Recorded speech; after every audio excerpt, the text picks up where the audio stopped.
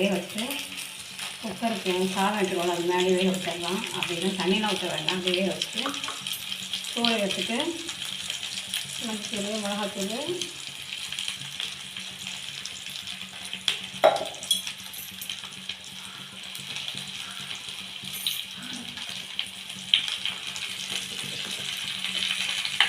உப்பு போட்டு ஃப்ரை பண்ணுவோம்.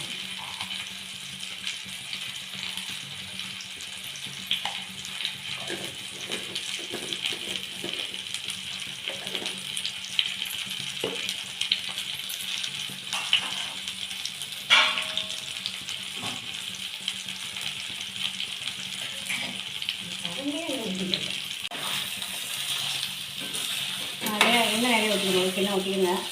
இல்லைன்னா உங்கள் தேவைக்கு ஏற்ற மாதிரி சில பேர் எண்ணெய் நிறைய சேர்த்துக்க மாட்டேங்க. சில பேர் டேஸ்ட்டாக சாப்பிட்ணுன்னா எண்ணெய் நிறைய ஊற்றிக்கணும். ஒரு 4 ஸ்பூன் ஊற்றிக்கணும். வெப்பங்கிழங்கு எவ்வளோ ஒரு 10-15 ஸ்பூன் வைக்கிறாங்க. கொஞ்சம் வளவளன்னு இருக்கும், உருளைக்கிழங்கு மாதிரி இருக்காது. அதனால என்ன பண்ணுவோம், கொஞ்சம் ஆயில் கொஞ்சம் கூட ஊற்றுங்க. ஊற்றிட்டிங்க சின்ன சின்ன கட் பண்ணிங்கன்னா நல்லாயிருக்கும். அதை டீப் ஃப்ரை பண்ணணும். கொஞ்சம் ஆயில் கூட ஊற்றிட்டு அதை டீப் ஃப்ரை பண்ணணும்.